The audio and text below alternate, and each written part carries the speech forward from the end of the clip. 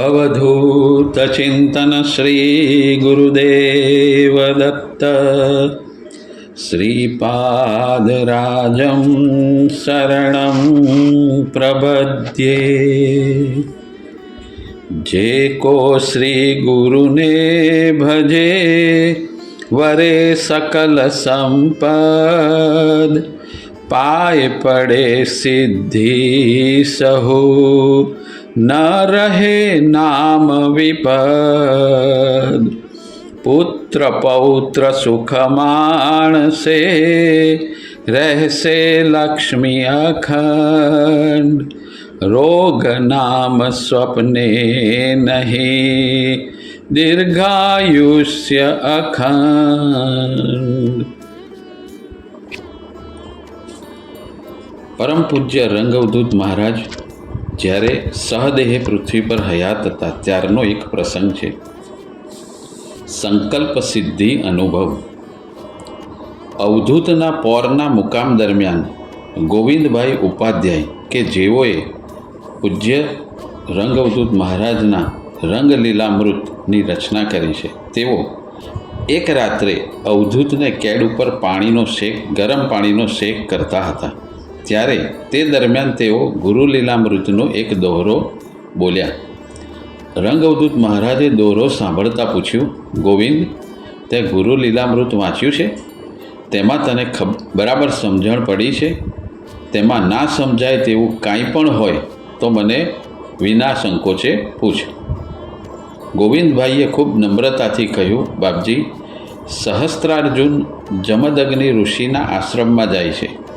ત્યારે ઋષિ જમદગ્નિ સહસ્ત્રાર્જુન અને તેના સૈન્યને કામધેનુ નામની ગાયથી ઉત્પન્ન થયેલ સોના ચાંદીના વાસણોમાં ઉત્તમ પ્રકારના ભોજન જમાડે છે અને તે બધા પાત્ર તેઓને બક્ષિસ રૂપે આપી દે છે। તો આ બધું ગાયમાંથી કેવી રીતે ઉત્પન્ન થયું તે સમજાતું નથી। રંગવદૂત મહારાજ મંદ મંદ હસીને બોલ્યા, કામધેનુ જેવી ગાય આ જગતમાં હતી નહીં, છે નહીં અને થવાની પણ નથી, પરંતુ સંકલ્પ શક્તિને કામધેનુ ગાયનું રૂપક આપ્યું છે। સ્વચ્છ અને નિર્મળ અંતઃકરણ થતાં સંકલ્પ શક્તિ પ્રાપ્ત થાય છે। ઋષિ જમદગ્નિ શ્રેષ્ઠ અંતઃકરણવાળા હોય તથા સંકલ્પ શક્તિ તેમને સિદ્ધ હોય, તેમના સંકલ્પ માત્રથી બધી વસ્તુઓ ગામના લોકોને પ્રેરણા થતાં આશ્રમમાં હાજર થઈ ગઈ। બીજે દિવસે સવારે રંગવદૂત મહારાજે પોતે આ સંકલ્પ સિદ્ધિના પ્રમાણ આપ્યા। તેમના પોરમાં નિવાસ દરમિયાન તેમણે ભક્તને પૂછ્યું, નારેશ્વરથી જગજીવનરામ માસ્તર આવ્યા લાગે છે। ભક્તોએ કહ્યું, માસ્તર કાકા આવે તો પણ 10 વાગતા પહેલાં કોઈ પણ હિસાબે આવી ના શકે।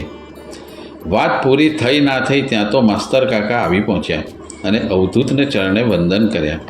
ભક્તોને આશ્ચર્ય થયું કે આટલા વહેલા કેવી રીતે આવ્યા।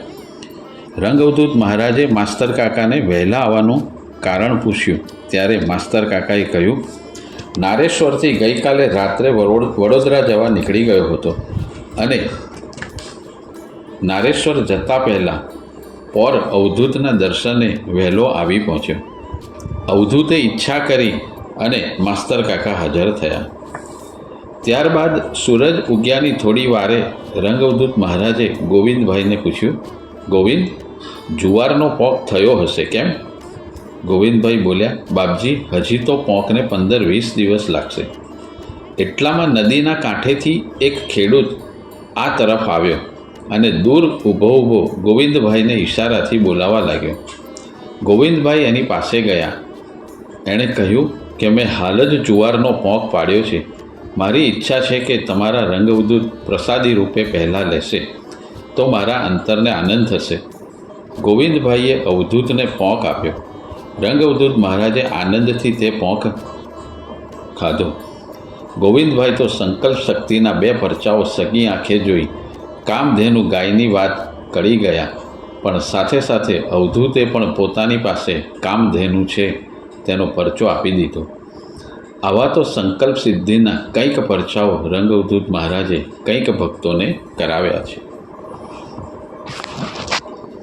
આગલા અધ્યાયમાં આપણે દત્તબાવનીની પંક્તિઓ વિશે સમજ્યા હતા. હવે આગળની પંક્તિને સમજવાનો પ્રયત્ન કરીએ.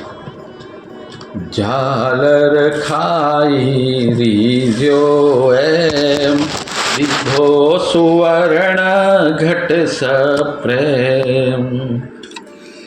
પરમ કૃપાળુ શ્રી દત્ત ભગવાને શ્રીપાદ શ્રી વલ્લભ સ્વામી મહારાજ, શ્રી નૃસિંહ સરસ્વતી સ્વામી મહારાજ નામે અવતારો ધારણ કરી સૌ ભક્તોના દુઃખ દૂર કર્યા છે.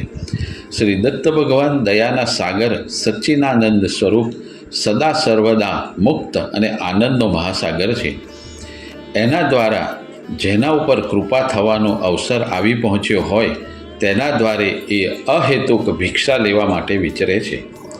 લોકાનુગ્રહ કારણે ગુરુદેવ ફરતા હતા.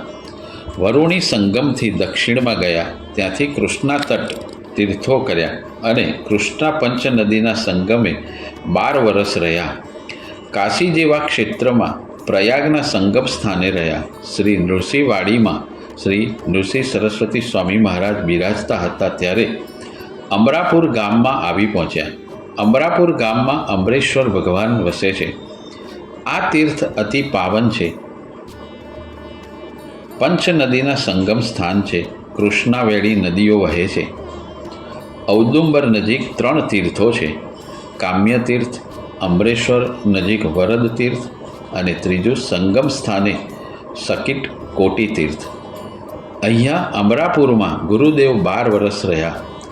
ગામમાં નિત્ય ભિક્ષા લેવા જતા હતા ત્યારે એક દિવસ ભાવિક ભક્તને ત્યાં ભિક્ષા માટે ગયા. બ્રાહ્મણ ખૂબ ધાર્મિક, સાત્વિક હતો. તેની પત્ની પતિવ્રતા હતી. પતિને દેવ માનતી હતી. અભ્યાગત અતિથિની ખૂબ જ સેવા કરતી હતી. બ્રાહ્મણ ભિક્ષા માગી ગુજરાન ચલાવતો હતો. આ બ્રાહ્મણના વાડામાં એક વાલોરની વેલ હતી. જ્યારે ભિક્ષા મળે નહીં ત્યારે આ વાલોરની વેચીને તેના પૈસામાંથી ગુજરાન ચલાવતા અથવા તેનું જ શાક કરીને ખાતા. ગરીબ હોવા છતાં બ્રાહ્મણ દરરોજ પંચ મહાયજ્ઞ કરતો, અતિથિ પૂજન કરતો. આવા બ્રાહ્મણને ત્યાં ગુરુ મહારાજ એટલે કે નૃસિંહ સરસ્વતી સ્વામી મહારાજ ભિક્ષા માટે પધાર્યા. તેમને આવેલા જોઈ બ્રાહ્મણ ખૂબ જ રાજી થઈ ગયો. દોડીને ગુરુદેવનું 16 ઉપચારે પૂજન કર્યું. ઘરમાં બીજું કંઈ ન હોવાથી વાલોળનું શાક બનાવ્યું હતું તે ભિક્ષામાં આપ્યું. શાકાહારી ભિક્ષા ખાઈને ગુરુદેવ ખૂબ પ્રસન્ન થયા. મનમાં બ્રાહ્મણની દરિદ્રતા સમજી ગયા અને જતી વખતે આંગણે જે વેલો વાલોળનો ઉગ્યો હતો તેને ઉખાડી નાખ્યો. વેલો ઉખાડી ગયેલો જોઈ બ્રાહ્મણી ખૂબ જ દુઃખી થઈ. બ્રાહ્મણ ઈશ્વર ઈચ્છા સમજી કહેવા લાગ્યો કે તું દુઃખી થઈશ નહીં. ભગવાન તો કીડીને કણ અને હાથીને મણ આપવાવાળા છે.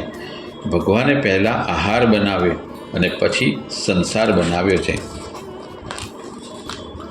માટે તે આપણને ભૂખ્યા રાખશે નહીં. તો ભગવાનને દોષ આપીશ નહીં. એમ આશ્વાસન આપી વાલોળ વેલાનું ખામણું હતું તેને ખોદવા લાગ્યો. મૂળ ઉખેડવા લાગ્યો. ખામણું સરખું કરતાં નીચેથી એક સોનામોહર ભરેલો ચરુ જોયો અને તે જ તેને ઘરમાં લઈ ગયો.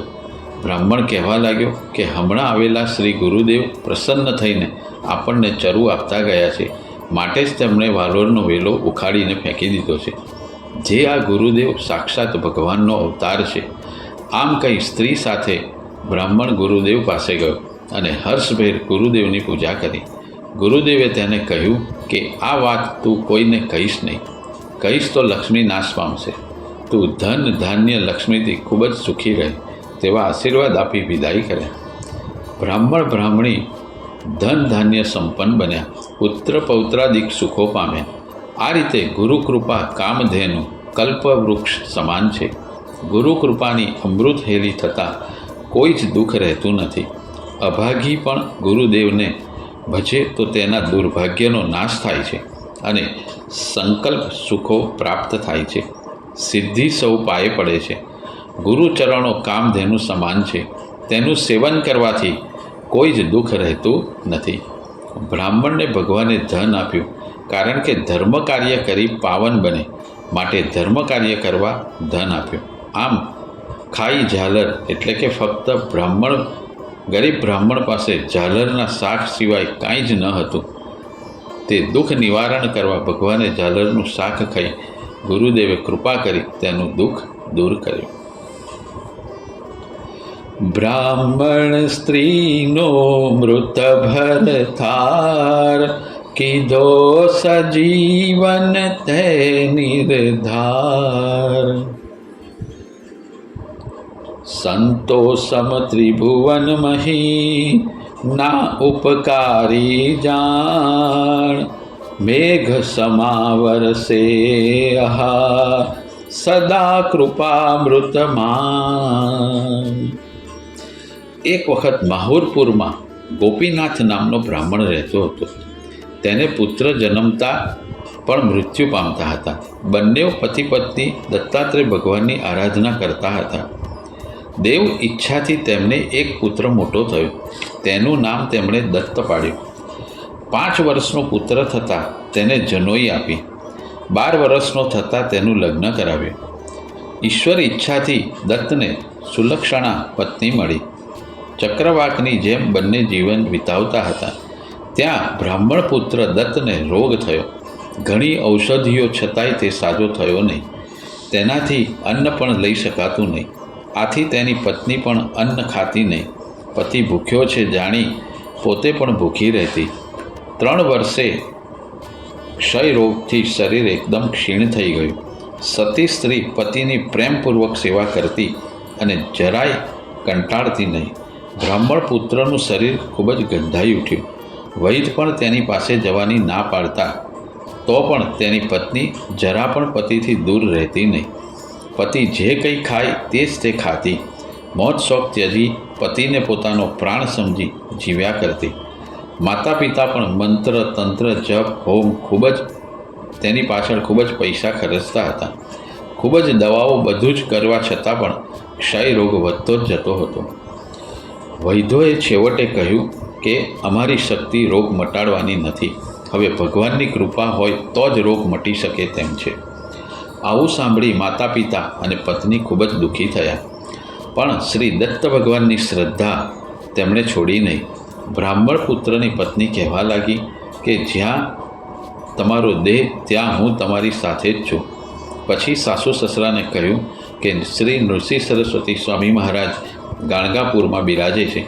તેમના દર્શનથી અનેરા કાર્યો થાય છે. તો મારા પતિને તે જરૂર નવજીવન આપશે. માટે હું તેમને લઈને ગાણગાપુર જાઉં છું. આપ મને રજા આપો. તેના સાસુ સસરાએ તેને ખૂબ હર્ષપૂર્વક અને આશીર્વાદ આપી રજા આપી. તેથી તે તેના પતિને એક બંધ પાલખીમાં લઈ અને સાસુ સસરાને પગે લાગી કહેવા લાગી, પ્રાણથી પણ મને મારો પતિ અતિ પ્રિય છે. હું તેમને શ્રી દત્ત ભગવાનના અવતારી પુરુષ શ્રી નૃસિંહ સરસ્વતી સ્વામી મહારાજના આશીર્વાદથી નિરોગી બનાવી લઈને આવીશ. સાસુ સસરા પણ તેને અખંડ સૌભાગ્યવતી રહે તેવા આશીર્વાદ આપી મોકલી. પતિવ્રતા સ્ત્રી ધીમે ધીમે ભીમા તટે ગાણગાપુર નજીક આવી. પરંતુ લાંબો રસ્તો કાપતા ગામ નજીક તેનો પતિ બેભાન થઈ ગયો. પતિને ગાણગાપુરમાં લાવી શ્રી ગુરુદેવની તપાસ કરવા લાગી તો ગુરુદેવ સ્નાન કરવા ગયા હતા. તે દરમિયાન તેના પતિએ ત્યાં પ્રાણ ત્યાગી દીધો. આથી સતી બ્રાહ્મણ સ્ત્રી ખૂબ જ વિલાપ કરવા લાગી અને કહેવા લાગી, હે ગુરુદેવ, હું તમારા આશ્રય પતિનો રોગ મટાડવા આવી હતી, પરંતુ અહીંયા તો ઉલટું જ થયું. તમે મારા પતિના પ્રાણ રક્ષો તેમ જાણી અહીં આવી હતી, પણ અહીંયા તો તેણે પ્રાણ છોડી દીધા. મંદિરમાં પૂજા કરવા જતાં મંદિર જ પડે અને પ્રાણ હરી લે તેવું જ મારા માટે થયું છે. ગરમીથી બચવા ઝાડ નીચે ઊભા રહેતા ઝાડ જ ઉપર પડે તેમ હું તમારા આશરે આવી, પણ મારા પતિના પ્રાણ ગયા. હવે હું પણ પતિ સાથે મૃત્યુ પામીશ. હવે મારે જીવીને શું કામ છે? હું મારા સાસુ સસરાને શું જવાબ આપીશ? મારા સસરા અને સાસુ આ વાત જાણશે તો મૃત્યુ પામશે અને હું 3ના મોત માટે જવાબદાર બનીશ. માની આક્રંદ કરતા ત્યાં સતી સ્ત્રી સાવિત્રીની પરીક્ષા કરવા યોગી સ્વરૂપે શ્રી દત્ત ભગવાન આવીને ઊભા રહ્યા. તેમના શરીર ઉપર ભસ્મ લગાવેલી હતી, જટા ધારણ કરી હતી અને ત્રિશૂલ ધારણ કરેલું હતું. તેવા યોગીવરે સતીને બોધપાઠ આપ્યો કે જે લલાટે લખ્યું હોય તેને મિથ્યા કરી શકાતું નથી, જે વિધિએ લેખ લખ્યા હોય તેને ટાળી શકાતા નથી. આમ દુનિયામાં કોઈ જ અમર નથી, દરેકને સંસાર છોડીને જવું પડે છે. સંસારની માયાજાળ મિથ્યા છે, દરેકને વહેલા મોડા શરીર છોડી જવું જ પડે છે. આવો મુનિનો ઉપદેશ સાંભળી સાવિત્રી પતિ સાથે સતી થવા તૈયાર થઈ. તેને થયું કે અંતે પતિને ભીમા અમરજા સંગમે સ્નાન કરાવી સબને શણગારી હું પણ સ્નાન કરી સૌભાગ્યવતીના આભૂષણો પહેરી એક વખત શ્રી નૃસિંહ સરસ્વતી સ્વામી મહારાજના દર્શન કરી પાવન થાવ. તેથી જન્મ મરણનો ફેરો ટળી જાય તેમ વિચારી સંગમે આવી જ્યાં પીપળા નીચે નૃસિંહ સરસ્વતી સ્વામી મહારાજ બિરાજ્યા હતા ત્યાં દંડવત પ્રણામ કરવા લાગી. ત્યારે સ્વામી મહારાજે અખંડ સૌભાગ્યવતી ભવનું વરદાન આપ્યું. ફરીથી પગે લાગતા અષ્ટપુત્ર ભવનું વરદાન આપ્યું. ત્યારે સતી સાવિત્રી કહેવા લાગી કે હે પ્રભુ, મારા પતિનું હમણાં જ મૃત્યુ થયું છે, આપના વરદાન કેવી રીતે ફળશે? ત્યારે ગુરુ મહારાજ કહેવા લાગ્યા કે આ સ્ત્રીનું અખંડ સૌભાગ્ય છે, માટે તેના પતિના શબને અહીં મારી પાસે લઈ આવો. ગુરુ આજ્ઞાથી શબને ગુરુ પાસે લાવી મૂક્યું. ગુરુ મહારાજે કહ્યું કે આની ઉપર તીર્થ જળ સંગમનું જળ છાંટો. તે પ્રમાણે બ્રાહ્મણોએ કર્યું. પછી ગુરુ મહારાજે પોતાની સુધાદ્રષ્ટિ શબ ઉપર નાખી અને ગુરુની અસીમ કૃપાથી તે મૃત બ્રાહ્મણ પુત્ર સજીવન થયો અને આળસ મરડીને ઊભો થયો. પોતાનું અંગ નગ્ન જોઈ શરમાઈ ગયો અને શું થયું તેમ પૂછવા લાગ્યો. તે તેની પત્નીને કહેવા લાગ્યો કે જ્યારે હું ઊંઘતો હતો ત્યારે કોણ યતીશ્વર આવ્યા હતા, તેમણે મને જગાડ્યો હતો. એમ કહી બંને ગુરુવર શ્રી નૃસિંહ સરસ્વતી સ્વામી મહારાજને પગે લાગવા લાગ્યા અને ગુણગાન ગાવા લાગ્યા કે હે સચ્ચિદાનંદ રૂપ, તું સાક્ષાત દત્તનો અવતાર છે, સ્વેચ્છાથી તું સૃષ્ટિ રચે છે, તારી ઈચ્છા વિના પાંદડું પણ હાલી શકતું નથી. જીવ માત્ર ઉપર તારી કૃપા સદાય હોય છે. હે સ્વામી, તમે અમારા અપરાધને ક્ષમા કરો. ત્યારે ગુરુદેવે કહ્યું કે સંસારમાં રહી ખૂબ ભક્તિ કરો, તમારે 8 પુત્ર થશે. તમારા પૂર્વના દોષો નાશ પામ્યા છે, હવે તમે મુક્ત છો. આમ ગુરુદેવના આશીર્વાદ લઈ ગુરુદેવની પૂજા કરી ઘેર પાછા ફર્યા. ત્યારે ત્યાં સ્વામી મહારાજના ને એક બ્રાહ્મણે પ્રશ્ન કર્યો કે વિધિએ લખેલું મિથ્યા થઈ શકતું નથી, તો તમે આ બ્રાહ્મણને કેવી રીતે જીવતદાન આપ્યું? ગુરુદેવ કહેવા લાગ્યા કે બીજા જન્મમાં વિધિએ તેને 100 વર્ષનું આયુષ્ય આપ્યું હતું. તેમાંથી 30 વર્ષ મેં બ્રહ્મા પાસેથી માગી તેને જીવતદાન આપ્યું છે. બીજા જન્મમાં તે 30 વર્ષ ઓછા ભોગવશે. વિધિને પ્રાર્થના કરી મેં આ રીતે ફેરફાર કર્યો છે. આમ પરબ્રહ્મ પરમાત્મા દયાનો સાગર હોય, કોઈનું પણ દુઃખ જોતા અગ્નિ પર મૂકેલા માખણની માફક તેમનું હૃદય પીગળી જાય છે. સાવિત્રી શુદ્ધ પતિવ્રતા સ્ત્રી હોવાથી અને ગુરુદેવમાં અનન્ય શ્રદ્ધા નિષ્ઠા ભક્તિ હોવાથી પોતાના પતિને નવું જીવતદાન અપાવી શકી. દયાના સાગર એવા ભગવાનની લીલા અનંત છે. પિશાચ પીડા કીધી દૂર, વિપ્રપુત્ર ઉઠાડ્યો શૂર. તે બ્રાહ્મણીની પિશાચની પીડા દૂર કરી અને તેના શૂર એટલે કે બ્રાહ્મણ પુત્રને મૃત્યુમાંથી ઉઠાડ્યો. પિશાચ પીડાની કથા. લોકોના ટોળા લીલાઓ થકી ઉમટી પડેલા જાણી શ્રી ગુરુ નૃસિંહ સરસ્વતી અંબરેશ્વર એટલે કે અંબરાપુર અને ઔદુંબરથી વિદાય લીધી. જતાં જતાં ત્યાં વસતી યોગિનીઓનો ભાવ જોઈ યોગિનીઓને પોતે પણ ગુપ્ત રીતે અહીં રહેશે અને ઔદુંબર જ મારું દિવ્ય સ્થાન કહેવાશે, તથા તમે પણ અહીં જ રહી ભક્તોની મનોકામના પૂર્ણ કરજો. એમ કહી અન્નપૂર્ણાની સ્થાપના કરી પોતાની પાદુકાઓની નિશાની તરીકે મૂકી ત્યાંથી ગુપ્ત થઈ ગાણગાપુરમાં પ્રગટ થયા.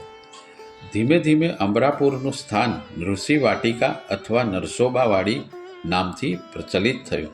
શ્રી ગુરુના વરદાનથી ઔદુંબર વૃક્ષનું મહાત્મ્ય પણ કલ્પવૃક્ષ માફક વધવા લાગ્યું. શ્રી ગુરુએ પોતે લોકદ્રષ્ટિથી ના હોવા છતાં ઔદુંબરમાં ગુપ્ત રૂપે રહી અનેક લીલાઓ કરી. તેમાંની એક લીલા આ પ્રમાણે છે. ગંગાધર નામનો વૈદિક બુદ્ધિશાળી અને ખૂબ પ્રસિદ્ધ બ્રાહ્મણ શિરોળ નામના ગામમાં રહેતો હતો. તેની પત્ની શાંત, સુશીલ, ધાર્મિક અને પતિવ્રતા હતી. તેને 5 પુત્રો થયા, પણ બધા જ મરણ પામ્યા. તેથી ત્રિકાળ જાણનાર બ્રાહ્મણોને પ્રાર્થના કરી અને પૂછ્યું કે કયા દોષથી આટલી બધી બાધા, વ્રત, પાઠ પૂજન કરવા છતાં પણ મારો વંશ વધતો અટકી જાય છે. એક વિદ્વાન બ્રાહ્મણે તેને કહ્યું કે જે ગર્ભપાત કરે છે, જે ગાયો ત્યાં ઘોડાનો વધ કરે છે, જે બીજાની થાપણ ઉચાપત કરે છે, તેઓની વંશવૃદ્ધિ થતી નથી. બ્રાહ્મણ સ્ત્રીએ ગયા જન્મમાં શૌનક ગોત્રમાં જન્મેલ એક બ્રાહ્મણની 100 સોનામહોરો લઈને તેને પાછી આપી ન હતી. તે બ્રાહ્મણ મરણ પામતા તેની વાસના તેના પોતાના ધનમાં રહી ગયેલી. તેથી તે ભૂત થઈને બ્રાહ્મણ સ્ત્રીના બાળકોનો નાશ કરે છે. વિદ્વાન બ્રાહ્મણે તે બ્રાહ્મણને કોઈ વંશ ન હોવાથી તેના મરણની ક્રિયા કરવા અને તેના જ ગોત્રના સારા બ્રાહ્મણને ખોળી કાઢી તેને 100 સોનામોર આપવા સૂચન કર્યું. ગરીબાઈના લીધે તે શક્ય ન હોવાથી કૃષ્ણા તટ પર રહી પંચગંગાના સંગમમાં યથાવિધિ સ્નાન કરી ઔદુંબરની આરાધના તેઓ કરતા હતા. તેને જળ સિંચન કરી ગુરુ પાદુકાનું પૂજન કરવાથી પાપ નષ્ટ થઈ પ્રેત યોનિમાંથી બ્રાહ્મણનો ઉદ્ધાર થઈ સ્ત્રીના વંશની વૃદ્ધિ થશે એવો ઉપાય બ્રાહ્મણે સૂચવ્યો.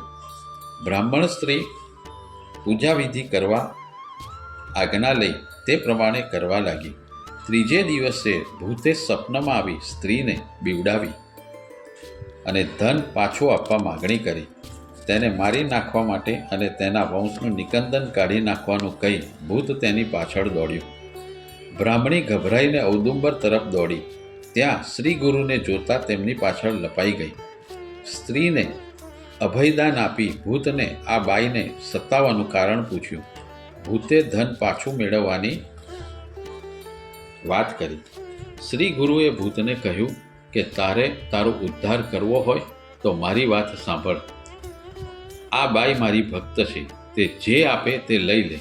તેમ કરવાથી તારી ભૂતમાંથી મુક્તિ થશે અને આ બાઈ પણ સુખી થશે, નહીં તો તારી માઠી દશા થશે. ભૂત કબૂલ થયું અને શ્રી ગુરુને મુક્તિ માટે જે કાંઈ કહે તે માટે તૈયાર થયું. શ્રી ગુરુના કહેવાથી ભૂતના નામે દશાહિકી ક્રિયા બ્રાહ્મણી પાસે કરાવી. તેના નામથી અષ્ટતીર્થમાં સ્નાન કરાવી 7 દિવસ ઔદુંબરને જળ સિંચન કરાવ્યું, એટલે પ્રેતની મુક્તિ થઈ. આવું સ્વપ્ન જોઈ બ્રાહ્મણી ઝબકીને જાગી ગઈ. શ્રી ગુરુના આદેશ પ્રમાણે તેણે વિધિ કરી, એટલે તેના પાપોનો નાશ થયો. પિશાચની મુક્તિ થઈ. બીજે દિવસે સ્વપ્નમાં શ્રી ગુરુએ પ્રગટ થઈ 2 શ્રીફળનો પ્રસાદ આપી વ્રતના પારણા કરાવ્યા. 2 શ્રીફળના પ્રતાપથી અને તેના પ્રસાદથી તેને સ્ત્રીને 2 પુત્રો થયા. સમય જતાં પુત્રો મોટા થયા, એટલે મોટાને જનોઈ દેવાની અને નાનાની બાબરી ઉતારવાની તૈયારી કરી. મુહૂર્તના આગલા દિવસે જ મોટો પુત્ર એકાએક ભયંકર બીમાર પડ્યો અને ધનુર થતાં 3 દિવસમાં દુઃખી થઈ મૃત્યુ પામ્યો. બધે હાહાકાર મચી ગયો. માતા છાતીફાટ રુદન કરવા લાગી અને શબને બાળવા આપવાની મના કરવા લાગી. શ્રી ગુરુએ પુત્ર આપેલો છે, તેથી તે મરણ પામે જ નહીં. તે વિશ્વાસે શ્રી ગુરુનું વારંવાર સ્મરણ કરીને ખૂબ શોક કરવા લાગી. સાંજ પડી ગઈ, પણ માતાએ શબને બાળવા ન આપ્યું. એટલામાં બટુક વેશધારી બ્રહ્મચારી ત્યાં અચાનક આવ્યા અને દેહ ક્ષણભંગુર છે કહી જન્મે મરણનો બોધ આપી શોક મુક્ત કરવા જણાવ્યું. બ્રાહ્મણ સ્ત્રીએ બધી વાત સાંભળી, પણ પ્રારબ્ધ ઉપર મેખ મારે એવું નામ તો ઈશ્વર ભજન અને ગુરુચરણ છે એમ કહી અને શ્રી ગુરુએ આપેલો પુત્ર પાછો લઈ શું શ્રી ગુરુ વિશ્વાસઘાત કરી શકે ખરા? તેવું હાથ પકડીને બટુકને જણાવ્યું. બટુકે બ્રાહ્મણીનો અડગ વિશ્વાસ જોઈ પુત્રના શબને ગુરુ પાદુકાને અર્પણ કરવા આદેશ આપ્યો. બ્રાહ્મણીએ પુત્રનો દેહ લઈ ઔદુંબર પાસે જઈ શ્રી ગુરુ સ્થાનમાં પાદુકા પર મૃતદેહ મૂકી પોતાનું માથું પછાડી લોહીથી અભિષેક કર્યો. આમ આખો દિવસ વીતી ગયો અને બીજે દિવસ થયો તો પણ બ્રાહ્મણીએ પુત્રનું શબ બાળવા માટે આપ્યું નહીં. બ્રાહ્મણો પણ કંટાળી તેને એકલી મૂકી શબ ગંધાઈ ઉઠશે ત્યારે બાળવા આપશે એમ વિચારી ત્યાંથી ચાલ્યા ગયા. પતિ પત્ની 2 દિવસના ઉજાગરા થાક અને શોકને લીધે રાત પડતા થાકીને ઊંઘી ગયા. રાત્રે સ્વપ્નમાં શ્રી ગુરુ પ્રગટ થયા અને શોકમગ્ન થઈ ગુરુ પર દોષ ન ઠાલવવા કહ્યું કે તારા પુત્રનું મોં ઉગાડ, હું ભસ્મ નાખીને ફરીથી પ્રાણ ફૂંકું છું. આમ કહી શ્રી ગુરુ અદૃશ્ય થઈ ગયા. બ્રાહ્મણી ઝબકીને જાગી ગઈ અને ગુરુને દોષ દેવાની પોતાની ભૂલ માટે પસ્તાવા લાગી. ગુરુ પાદુકા ઉપરથી શબ દૂર કર્યું. થોડી વારમાં શબમાં ગરમી આવી અને ચેતન પ્રગટ્યું. ઊંઘમાંથી ઉઠ્યો હોય તેમ પુત્ર જાગ્યો અને મને ખૂબ ભૂખ લાગી હોવાનું કહી અને ખાવાનું આપ કહી એમ રડવા લાગ્યો. ગુરુ કૃપાથી બ્રાહ્મણીના સ્તનમાંથી દૂધની ધારા વહેવા લાગી. બાળકને પેટ ભરાવી સંતુષ્ટ કરી પતિને ઉઠાડી બધી વાત કહી. સંગમમાં સ્નાન કરી ઔદુંબરની પ્રદક્ષિણા કરી લોહીવાળી પાદુકાને જળથી સાફ કરી દીવાઓ પ્રગટાવી મંત્રોચ્ચાર કરી આરતી કરી આખી રાત ભજનમાં પસાર કરી. સવારે જ્યારે ડાકુઓ શબને લેવા આવ્યા ત્યારે મરેલા પુત્રને જીવતો જોઈ આશ્ચર્ય પામ્યા અને શ્રી ગુરુની લીલાના ગાન ગાવા લાગ્યા. લોકદ્રષ્ટિથી શ્રી ગુરુ ત્યાં ન હોવા છતાં ભક્તિભાવથી જે તે હાજરા હજુર છે એમ માનીને પૂજા કરનાર શ્રદ્ધાળુઓની મનોકામના આજે પણ પૂર્ણ થાય છે અને ઔદુંબર સદાય જાગ્રત છે તેવો પરચો અનુભવાય છે. અવધૂત ચિંતન શ્રી ગુરુદેવ દત્ત શ્રીપાદરાજમ શરણં પ્રપદ્યે.